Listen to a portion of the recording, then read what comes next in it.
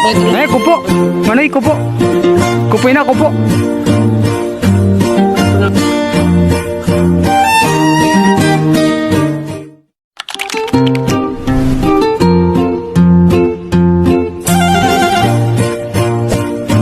Kaya dali-dali na kami umakyat dyan.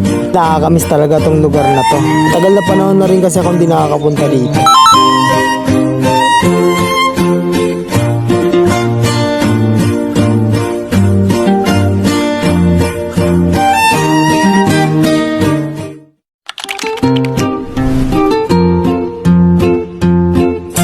Yan na pala yung bahay ng mga pinsan ko. Bali 3 bahay pala yan, nasa likod yung iba.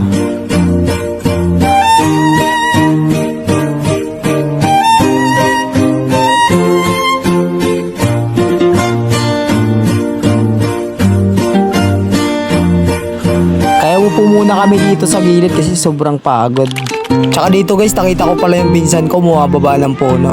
Ito pala ng buko yan guys.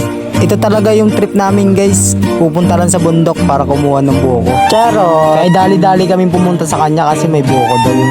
Higit 40 minutes din kasi yung paglalakad namin kanina. Kaya guys, hanggang dito na lang. Thank you sa panunood. Comment na lang kayo guys kung gusto niyo yung mga video namin para pagpapatuloy namin.